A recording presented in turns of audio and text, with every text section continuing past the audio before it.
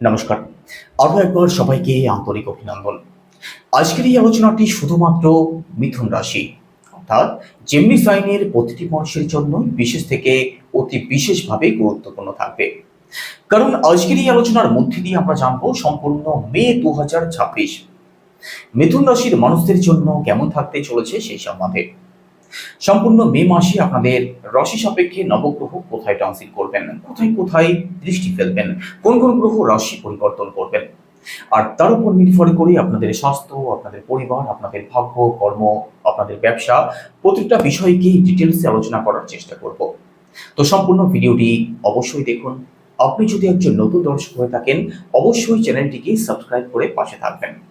আর যারা personally budget বিচার করাতে চাইছেন, নম্বর শুধুমাত্র ভিডিও ডেসক্রিপশনে এবং ইন্ট্রোতেও দেওয়া আছে, আপনারা ফোন করে কিংবা হোয়াটসঅ্যাপের মাধ্যমে বুকিং করতে পারেন। তো চলুন প্রথমে দেখে নেওয়া যাক মে মাসের একদম শুরুতেই আপনাদের রাশি সাপেক্ষে নবগ্রহ কোথায় ট্রানজিট করছেন। আপনাদের রাশিতে অবস্থান করছেন দেবগুরু বৃহস্পতি, আপনাদের থার্ড হাউসে কেতু গ্রহ, নবম ভাবে রাহু, দশম ভাবে একত্রে অবস্থান করছেন শনি এবং মঙ্গল গ্রহ, আপনাদের একাদশ ভাবে রয়েছেন রবি এবং বুধ, আর দ্বাদশ ভাবে অবস্থান করছেন শুক্র গ্রহ। তো চলুন আলোচনা শুরু করা যাক। প্রথমেই স্বাস্থ্য দিয়ে শুরু করা যাক। দেখুন, এখানে ফার্স্ট হাউস থেকে আমাদের স্বাস্থ্যকে বিচার করা হয়, আমাদের পার্সোনাল লাইফকে বিচার করা হয়। রাশির লর্ডকে, রাশির লর্ড বুধ গ্রহ, আর বুধ আপনাদের একাদশ ভাবে অবস্থান করছেন। তবে বুধের রাশি পরিবর্তন হবে কবে? বুধ রাশি পরিবর্তন করবেন 15 মের পরবর্তী সময়ে স্বাস্থ্য সংক্রান্ত দিক থেকে একটু সিরিয়াস থাকার চেষ্টা করবেন। তবে মেজর কোনো ইস্যুর সম্ভাবনা না থাকলেও স্বাস্থ্য সংক্রান্ত দিক থেকে মিড মের পরবর্তী সময়ে খরচের জায়গাটা কিন্তু আপনাদের একটু বৃদ্ধির সম্ভাবনা রয়েছে। তবে মিড মের আগে পর্যন্ত স্বাস্থ্য আপনাদের ভালো থাকবে, স্বাস্থ্য সংক্রান্ত দিক নিয়ে তেমন কোনো দুশ্চিন্তার কারণ থাকছে না। পরিবার এবং অর্থের কথা যদি বলা হয় সেক্ষেত্রে দেখুন, এখানে সেকেন্ড হাউস থেকে আমাদের পরিবারকে বিচার করা হয়, আমাদের ফিনান্সকে বিচার করা হয়, সেভিংসকে বিচার করা হয়। সেকেন্ড হাউসের লর্ড চন্দ্র, আর চন্দ্রের উপরে তেমন কোনো নেগেটিভ গ্রহের প্রভাব পড়ছে না। তো এখানে সেকেন্ড হাউস আপনাদের ভালোই থাকবে। তো আপনাদের পারিবারিক দিক থেকে সাপোর্ট প্রাপ্তি হবে, পরিবারে আপনাদের সুখ শান্তি থাকবে, সেভিংসের জায়গাটা ভালো থাকবে। আপনি যদি কথা বলা সংক্রান্ত কোনো কাজের সাথে যুক্ত হয়ে থাকেন, কনসালটেন্ট, কমিউনিকেশন, টিচিং, মার্কেটিং, এই সংক্রান্ত কাজ অর্থাৎ কথা বলা সংক্রান্ত যে কোনো কাজ আপনাদের জন্য ভালো থাকবে সম্পূর্ণ মে মাসে। এডুকেশনের কথা যদি বলা হয় সেক্ষেত্রে দেখুন, ফোর্থ হাউসের লর্ড বুধ গ্রহ একাদশ ভাবে অবস্থান করছেন, আর পঞ্চম ভাবের লর্ড শুক্র গ্রহ দ্বাদশ ভাবে স্বরাশিতে নিজের ঘরে অবস্থান করছেন। তো এখানে আপনাদের পড়াশোনার জায়গাটা অত্যন্ত ভালো থাকবে। আপনাদের মনে হতে পারে যে এখানে পঞ্চম ভাবের লর্ড দ্বাদশ ভাবে অবস্থান করলে কিভাবে ভালো ফল প্রাপ্তি হতে পারে। দেখুন, এখানে শুক্র গ্রহ নিজের ঘর আপনাদের দ্বাদশ ভাব, আর নিজের ঘরেই সমস্ত গ্রহই শুভ ফলদায়ক হয়ে থাকেন। নিজের ঘরকে কেউ কখনো খারাপ করার চেষ্টা করে না। তো পড়াশোনা সংক্রান্ত দিক থেকে পজিটিভ রেজাল্টই আপনাদের প্রাপ্তি হবে সম্পূর্ণ মে মাসের মধ্যে। কোনো এক্সাম যদি থাকে, কোনো কম্পিটিশন যদি থাকে, সেটা আপনাদের জন্য ভালো হবে। এডুকেশনাল বড় কোনো সিদ্ধান্ত যদি নেওয়ার থাকে, কিছু পরিবর্তন যদি করতে চান, আপনি অবশ্যই করতে পারেন। রিলেশনের কথা যদি বলা হয় সেক্ষেত্রে ফিফথ হাউস থেকে আমাদের রিলেশনকে বিচার করা হয়। ফিফথ হাউসের লর্ডকে শুক্র গ্রহ দ্বাদশ ভাবে অবস্থান করছেন, নিজের ঘরে অবস্থান করছেন। তো রিলেশন নিয়েও তেমন কোনো দুশ্চিন্তার কারণ থাকছে না। তবে এখানে একটা কথা বলবো, শুক্র গ্রহ রাশি পরিবর্তন করবে 14ই মে। 14ই মের পরবর্তী সময়ে আপনাদের রাশিতে দেবগুরু বৃহস্পতি এবং দৈত্যগুরু শুক্র একত্রে অবস্থান করবেন। এখানে ছোট্ট করে একটু বোঝার বিষয় রয়েছে, দেবগুরু এবং দৈত্যগুরু একত্রে অবস্থান করবেন। মিড মের পরবর্তী সময়ে আপনাদের মধ্যে একটু ডিফারেন্ট অফ ওপিনিয়ন থাকতে পারে, মত পার্থক্যর জায়গাটা কম বেশি আপনি লক্ষ্য করতে পারবেন। এই দিকটা একটু সামলে চলবেন, বাদ বাকি রিলেশন নিয়ে কোনো দুশ্চিন্তার কোনো কারণ থাকবে না। একই সাথে ফিফথ হাউস থেকে আমাদের সন্তানকেও বিচার করা হয়।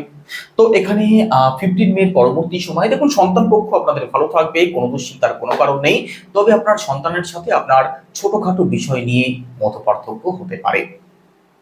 দাম্পত্য জীবনের কথা যদি বলা হয়, সপ্তম ভাব থেকে আমাদের দাম্পত্য জীবনকে বিচার করা হয়।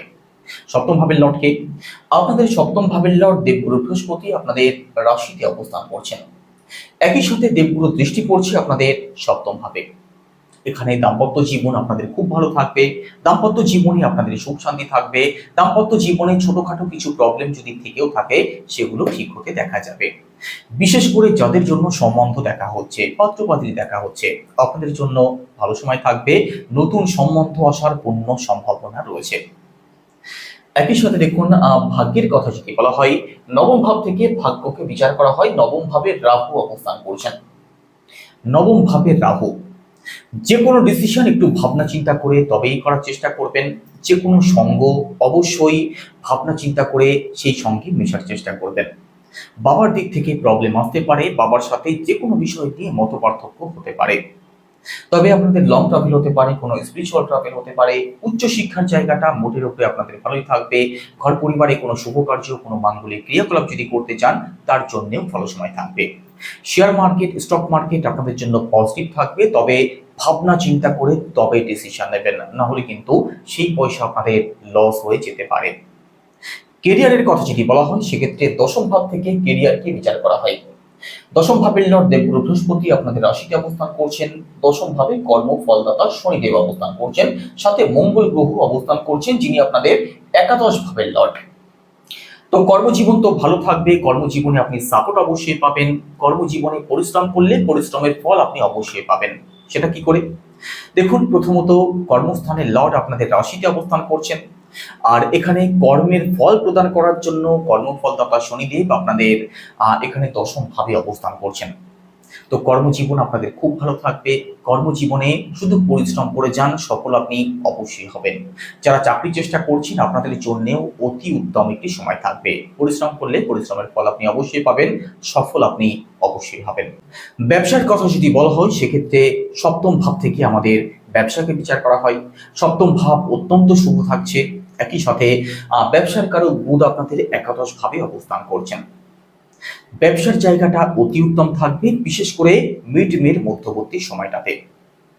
মিড মের মধ্যবর্তী সময়টাতে ব্যবসাতে যদি কিছু অ্যাড অন করতে চান, ব্যবসা যদি বাড়াতে চান, ব্যবসাতে যদি বড় কোনো ইনভেস্টমেন্ট করতে চান, আপনার জন্য একটি আদর্শ সময় থাকবে। এই সময় আপনাদের মনের মধ্যে ব্যবসা সংক্রান্ত যে ভাবনা চিন্তা রয়েছে সেটাকে কাজে লাগানোর চেষ্টা করুন, তার ফল আপনি অবশ্যই পাবেন। তো সম্পূর্ণ মে মাসে কি উপায় অবলম্বন করবেন?